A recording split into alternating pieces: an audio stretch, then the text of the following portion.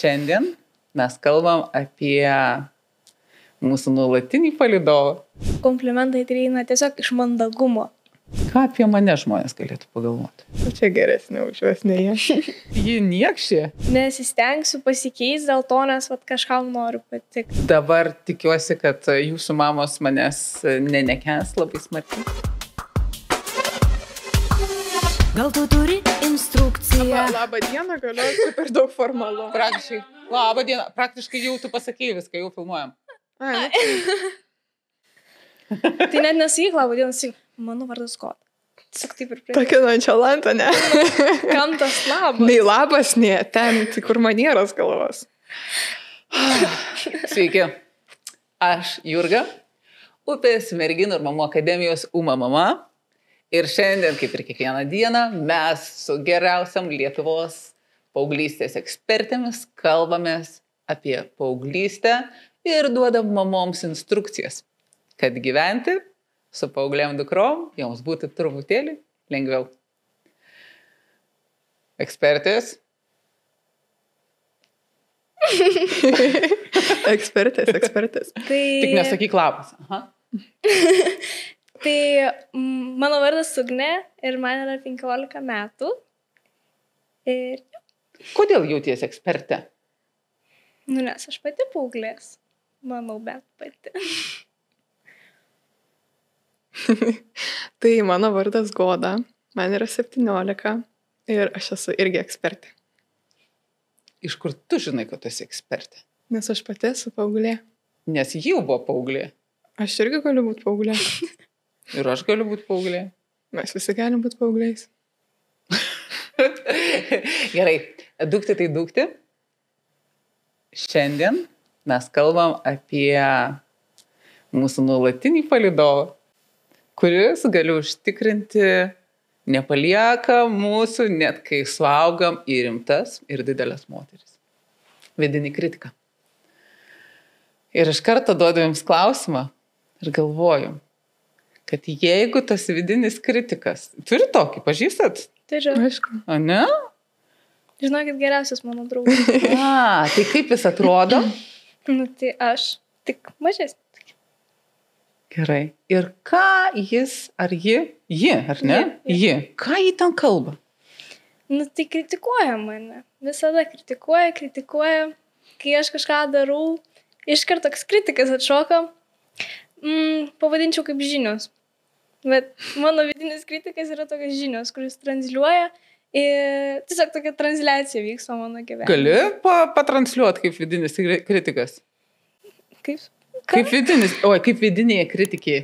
Ar gali patransliuoti? Tai tokios vos ne mintys ateina į mano galvą, kad tiesiog, kažkaip ne taip darai, atrodo, ne taip darai. Pasižiūrėk į šoną, kitas kitaip daro. Ir tas vidinis kritikas toks atrodo ateina. Kai žiūri krepšinio žaidimą kokį, visada yra tas komentatorius, kuris komentuoja tą žaidimą. Tai tas kritikas yra mano komentatorius. Tai kokia ten, ji niekšė, sakyčiau. O ką tu, taviški? Aš manau, kad mano kritikas būtų vyras.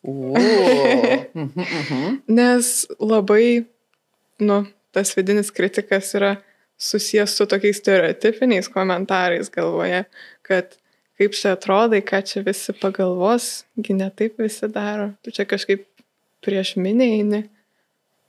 O ką gali pagalvot? Aš visą laiką girdžiu, ką apie mane pagalvos. O ką žmonės gali pagalvoti? Kažkokia nesveika, ką jinai čia daro. Bet, kiek aš žinau, tu sveika, žinai, ką darai. Taip, bet kai kuriem galėtų atrodyti kitaip. Ką apie mane žmonės galėtų pagalvoti? Gali pabūti mano vidinių kritikų? Tau gerai gauna. Man būtų jūsų kritika? Aha, ir tu irgi. Gauna.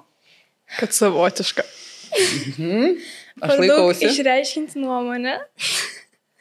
Tiesmuka. Čia vidinis kritikas ar komplimentai čia buvo? Gali būti vidinis kritikas ir su komplimentais. Gerai. Tas vidinis kritikas gali būti ir komplimentas, bet ne visada gali tą komplimentą pasimti. O kas trukdo? Kiti kritikai. Turbūt. Nes labai gražu iš tiesų, tu labai tokią rimtą temą čia užkabinai.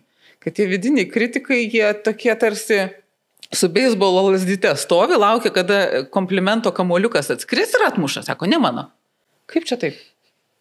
Nu, turbūt nepasitikėjimas savim ateina toks, kad pakankamai girdi to blogo, kad teigiamas dalykas neišsiminusuoja. Nu, neprisideda prie gero, o iš karto atsiminusuoja. Vos neturi didelį krepšelį to minusų ir tuomet, kai ateina mažas krepšelis pliuso, nu, biškutį tik išranda to minuso. Tai reikia laiko, kada tu vėl užauginsi save po tos didelės kritikos, kada vėl vidinė pradės augti, gražėti. Nes vis tiek gėlė pradeda nuo tokio dydžio augti, o ne iškart žiedas atsiranda. Tai reikia laiko, nes per visą gyvenimą išmokti save nekritikuoti, eiti kaip nori. Ir tas vidinis kritikas yra pas visus. Ir tikrai kiekvienas žmogus jaučia tą patį, ką aš jaučiu, ką Goda jaučia, ką tu jauti. Nu, čia tiesiog logika yra. Irgi turbūt panašiai jaučiuosi. Ir kartais galvoju, nebereikalo yra sakoma, kad šaukštų deguto galima statinę medaus sugadinti. Ne? Kad gali visą dieną gauti daug komplimentų, jaustis gražia, savim pasitikinčia ir tada koks nors vienas gerulis pareina. Pažiūrėk, kad čia apsirengus. Ir galvoju, Dieve, ką aš čia apsirengus. Ir ta akimirka jį gali pagadinti visą dieną. Kas atsitinka? Kodėl? Taigi mes žinom, kad mes gražios ir kad mes išmintingos ir kad mes nuostabios. Aš manau, kad pas kiekvieną galvoje yra tas kirminiukas mažas, kuris gal graužia visą tai ir nors ir gal gražiai atrodai, gal ir pasistengiai labai ir visa kita, ir visi duoda komplimentus, bet gal kažkur giliai galvoje yra užkišta, kad gal aš čia ir nelabai gerai atrodau, ir tada kažkas tai pasako ir tu tai suvoki, supranti. Nes kartais galima galvoti, kad tie komplimentai ateina tiesiog iš mandagumo. Nes daug kas sako komplimentus tiesiog iš mandagumo, arba pasakai gražus batai, kad tau pasakytų gražus batai. Tai čia vis tiek yra toks dalykas, kur tiesiog nesi pilnai užsitikrinęs, ar tas buvo komplimentas iš tikrųjų. O kai jau pasako kažką tokio, kad negražiai atrodai šiandien, jau vos nežinai, kad negražiai atrodai pagal jo akis. Skamba skaudžiai. Jo. Nes atrodo tada, kad tas vienintelis žmogus sugebėjo pasakyti atvirai ir taip, kaip iš tikrųjų yra, visi kiti melavo. Tai reiškia, viskas, kas sakoma mums gero, yra toks menamas melas. Ne visada. Ne visada. O negatyvas yra drąsi tiesa, ne? Negatyvas gali ateiti ir iš pavydo, bet gali ateiti ir iš drąsos. O kaip žinoti? Iš kur jūs žinot? Nežinau. Reikia paklausti. Ar aš čia tau nepatinku ir tu čia drąsus? Ar nemirtingas? Ar aš tau iš tikrųjų nepatinku, ar tu čia nemirtingas? Gerai. Dabar tikiuosi, kad jūsų mamos manęs nenekęs labai smarkiai. Bet aš galvoju, kiek šiaip paauglystėje mamos arba tėčiai prisideda prie vidinio kritiko balso. Ar tas vidinis kritikas kartais, aš žinau, kad tik ką sakei, mano vidinis kritikas tai būtų vyras, bet jis būna kartais kalba tėčio balsu, ar ne? Anksčiau kalbėdavo, nes tikrai gaudavau labai daug komentarų, iš tėčio, iš mamos taip daug negaudavau niekada. Jinai mane ten palaikydavo visokią, bet iš tėčio labai daug gaudavau komentarų nuo to, ko apsirengiu, nuo rūbų, tai todėl gal ir net dabar kreipiu dėmesį, kaip rengiuosi, kaip drabužiai ant manęs gula, visą laiką juos bandau pasitaisyti, kad jie atrodytų kuo geriau ant manęs, nes vis tiek jaučiu tą balsą galvoje, kaip tavo drabužiai ant tavęs guli, kaip atrodo, ar tvarkingai, ar švariai. Bet čia kaip ir man kaip mamai, tai toks galvoju, kaip gerai, vat dukra sąmoningai galvoja, kaip jie atrodo. Tai čia pliusas ar minusas? Nežinau, kai kam pliusas, bet man tai jau asmeniškai yra minusas, nes aš per daug tai jaučiu, atrodo, kiekvieną sekundę kreipiu dėmesį į taip, kaip atrodau, taisausi, visus rūbus muistausi ir kartais net pavargstu tai daryti. Ačiū tau, kad sakai.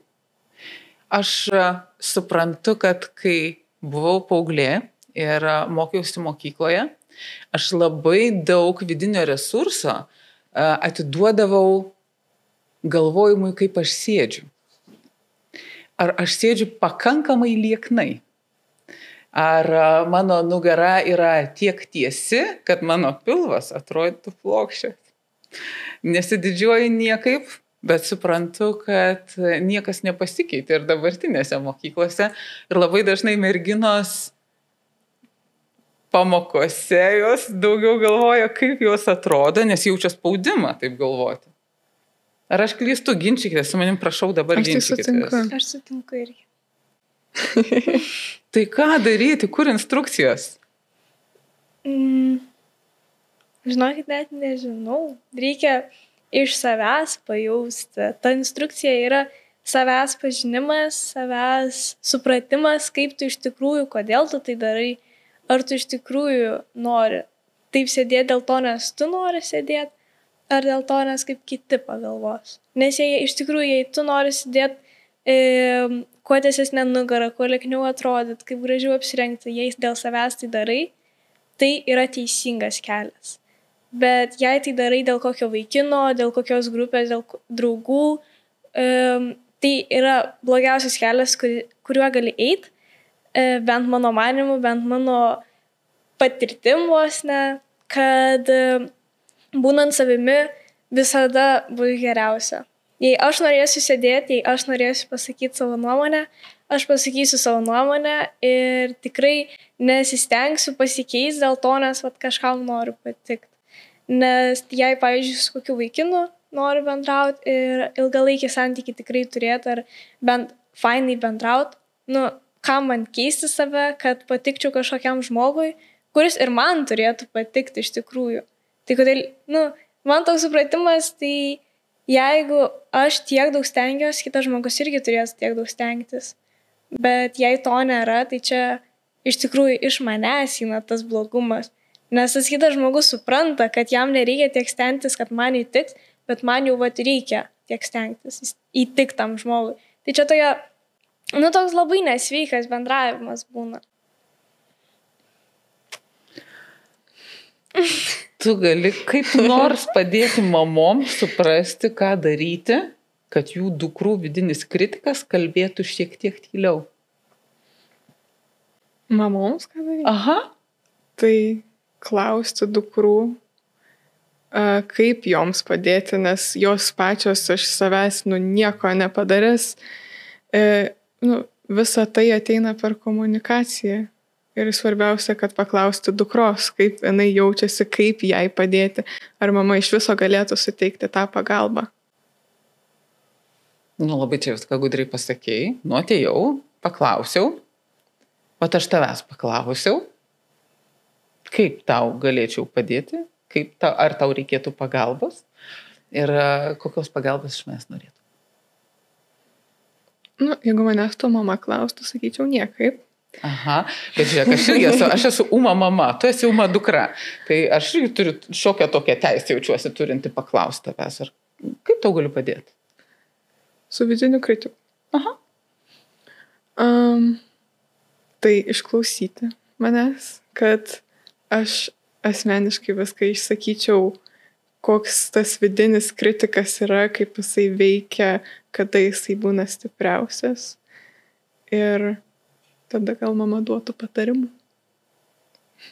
Gerai, mes turim kartu savaitgalį. Aš būsiu labai susidomėjusi. Gerai. Jeigu tavo vidinis kritikas, transliuojantis nuolatos kaip varžybas, transliuotų tik gražius dalykus. Tuos dalykus, kuriuos tu nori girdėti ir kurie tave pastiprintų. Kaip tai skambėtų? Kaip tai skambėtų? Aha. Man pavyks. Tau pavyks. Man pavyks. Tuomet gal kai kažkaip apsirengiu kitaip, kai dar nesu išbandžius toj pusėj savęs ir dar nežinau, ar man iš tikrųjų tai patinka, kad vos net tas vidinis kritikas leistų man be kritikos išbandytą, kad aš iš vidaus jau iš kitų žmonių negavus jokios atsakos, iš vidaus jau kažkas kyla, kad kiti žmonės pasakytų. Tai tokia, kai aš bandau kažką naujo, kad būtų tas kritikas tiesiog užsičiauptų, kad jo net nebūtų. Bet tai yra iš tikrųjų sunku ir nemanau, kad bet kokiam žmogui tai nutiktų. Manau, niekas negali to vidinio kritiko tiesiog užmutinti. Neįmanoma. Tuomet vis tiek, kai žmogus sako, kad nerūpi, ką kiti mano, iš vidaus truputėlį rūpi vis tiek. Vis tiek tuomet tau rūpi. Tau vis tiek rūpi. Nesvarbu, ar tau ką kitis pasakys, bet ką tu savo pasakysi. Tai irgi yra svarbu. Tai manau, tiesiog gražų žodžiai dar būtų. Tokie, kurie pasako, kad man bus viskas gerai. Čia tiesiog, nežinau, gal tiesiog prabūsiu šitą dieną ar kažką tokio. Kai gaunu kokį blogą atsaką, kokį blogą komentarą, kad vidinis kritikas ne dar labiau mane draskytų iš vidaus, o padėtų man atgal atsistatyti. Įsivaizduok, kad tu žiūri šitą tinklalaidę. Šitą epizodą, tu žiūri save ir tu įsivaizduoji, ką sako tavo vidinis kritikas. Jauti? Jaučiu.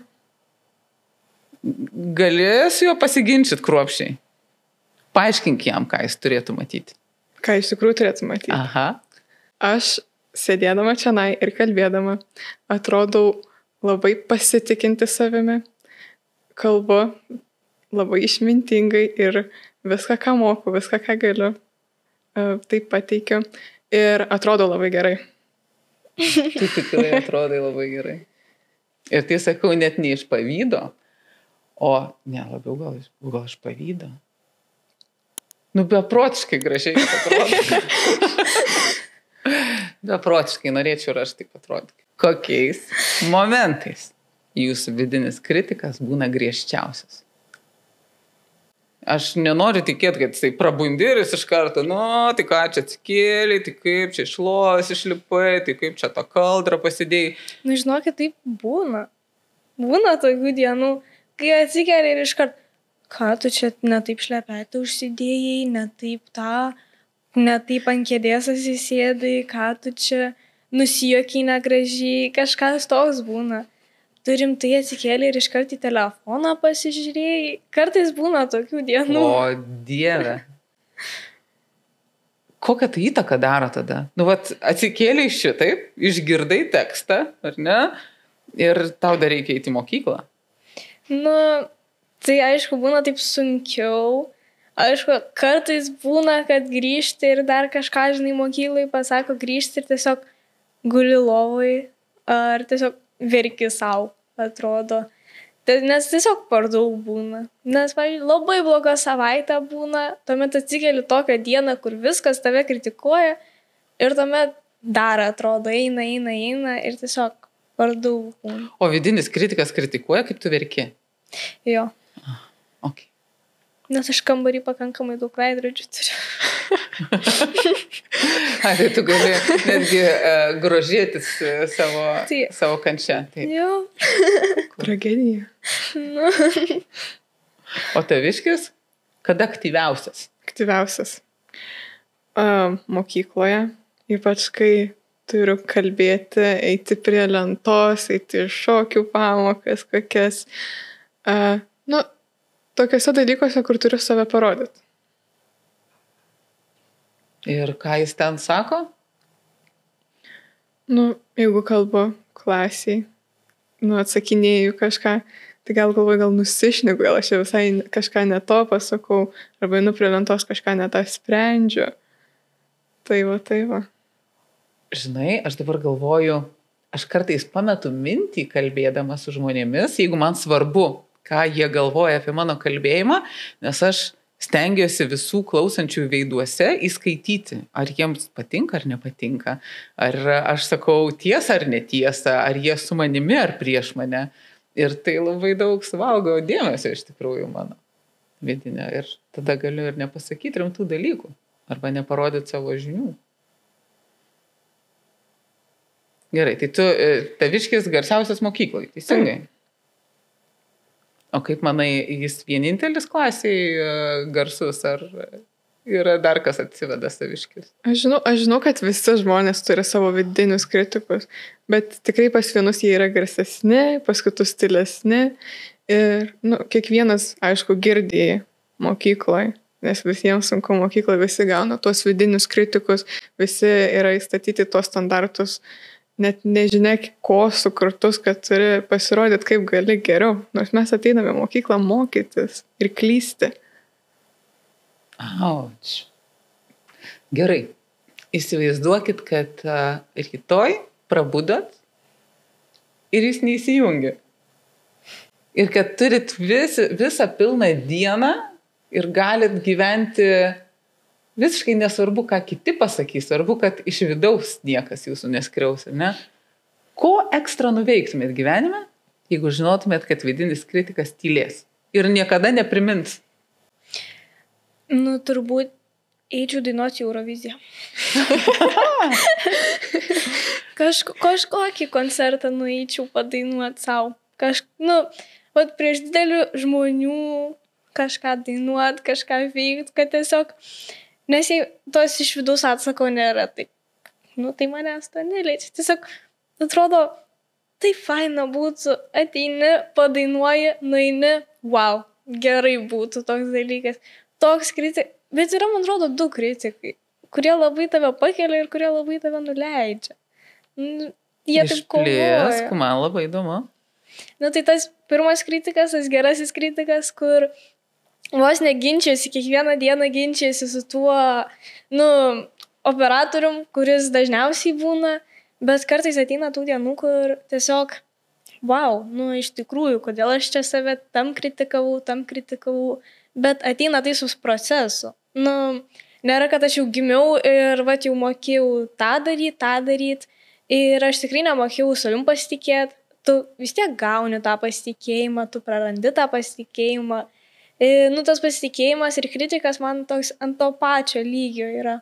Nes jei pasitikėjimas yra aukštas savim ir iš vidaus eina, o ne iš išorės, jei man pasakys visi, kad aš gražiai atrodžiau, tai viskas, čia aš labai gerai pasitikiu savim.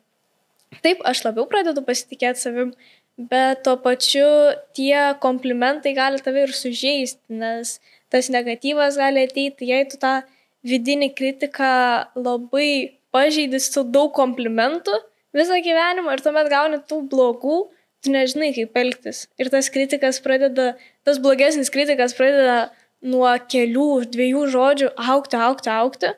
O tas gerasis kritikas, nors tu gauni milijonus gerų komentarų ar kažką, vis tiek pradeda kristi, žemėti dėl to, nes tu pagaliau pamatai, kad tu ne taip elgies, tu ne tą darai ar kažką, taip. Kaip atrodytų tavo diena arba gyvenimas, jeigu vidinis kritikas nieko to nesakytų? Mano tai būtų paprastesnis biškį atsakymas. Nežinau, nes aš noriu labai būtinių dalykų mokėti, bet to kritiko daryti. Tai gal pasikalbėti su daugiau žmonių, klasiokų, nes nelabai drįstu užkalbinti žmonės, labiau reikšti savo nuomonę. Tokiose vietose, kur yra daug žmonių su savo nuomonę sugužėjus ir visi jie sako, o aš ne. Ir dar nuveikti, pavyzdžiui, nušokti nuo kokio tilto, bet nesižudyti. su ta, kur aš šokinė. Taip, su guma. Tokius dalykus daryti, kur aš paprastai labai bijočiau. Gerai. Pabaigai, man atrodo, kad yra dar vienas dalykas, kuris man neduoda ramybės. Aš žinau, kad kai mus pamato, mes gyvenam socialiniuose tinkluose. Ir šitą tinklalaidę filmuojam tam, kad pamatytų kuo daugiau žmonių, kuo daugiau mamų, kuo daugiau paauglių. Ir kai juos pamato, jos sako, o, gerai, buvo naudinga arba patiko. Arba sako, kas čia dabar? Tai galvoju, ką jūs gyvenime norėtumėt pasilikti? Ar vidinį kritiką? Bet jeigu pasilik, ko klausyt? Ar savo vidinio kritiko? Ar tų visų tūkstančių išorinių, kurie kiekvieną dieną galvoja, turintys teisę pakritikuoti? Žmonės, kurių net nepažįst. Vidinį kritiką. Nes tą vidinį kritiką gali pakeisti, gali išaugdinti šitą, ištreniruoti vos ne, bet tų kitų 1000 milijonų neištreniruosi, kad tai tau nepatinka, bet tu visą gyvenimą būsi su savim ir tie žmonės keisis, tai manau, tas vidinis kritikas yra svarbiausias tau. Kaip ir visiems kitiems, svarbiausias kritikas yra jų kritikas. Na, aš tai be abejo irgi rinkčiausi tą vidinį kritiką, nes jisai gali kaip ir kartais mano naudai kalbėti, kad tie žmonės nenusimano, ką čia šneka. Tu čia geresnė už juos, nei jie. Ir jo balsas yra, atrodo, žymiai tylesnis negu tų žmonių, kur pastoviai reiškia tą negatyvą, nes perskaičius tos visus komentarus negatyvius, vidinis kritikas pasisotina. Jis irgi taip pradeda kalbėti. Gerai, mes turim minutę instrukcijom. Gal dar turit pasauliui instrukcijų? Bet kokią. Jeigu galėtum duoti dabar patarimą, žinai, kaip stovyklose sakom, duok patarimą, kurio niekas neprašė. Kamera, laikas. Tai kadangi šis pasaulis atrodo yra labai pilnas negatyvo, aš manau, kad vietoj to negatyvo ir iškeliant savo pačio vidinio kritiko mintis pas kitus žmonės, komentuojant ant jų, geriau paversti tą kritiką geruoju kritiku ir skleisti tik tai geras mintis, ir jeigu skleisit tas geras mintis, tai manau, kad ir tas vidinis kritikas pradės būti geresnis. Geras. Patarimas, kurio niekas neprašė? Tai vidinis kritikas yra svarbus visiems, nes jis šiaip padeda mums augti ir savim pasitikėti, bet jis neturėtų būti pilnai tu, nes kritikas visada tavyje bus, bet šio pasaulio esmė, šio tavo gyvenimo esmė, ta mano manimu yra sumažinta kritika ir tikrai nereikia tos kritikos skleisti visiems, jei tau yra bloga diena, tai nereiškia, kad tu su to mažu kritiku gali sugadinti kito didesnį kritiką. O man belieka pasakyti, kad pasaulyje visuomet yra erdvių, vietų ir būrių žmonių, prie kurių ir kuriuose galima jaustis gerai, kuomet žinai, taip kaip merginos sakė, žinai, kad jei sako komplimentą, tai iš tikrųjų, jei sako kritiką, tai ne tam, kad tave užgauti, o tam, kad tu paaugtum.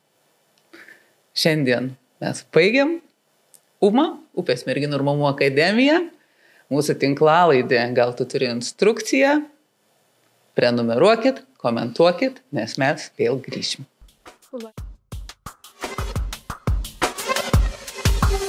Gal tu turi instrukciją, kaip man dabar užmigt naktim?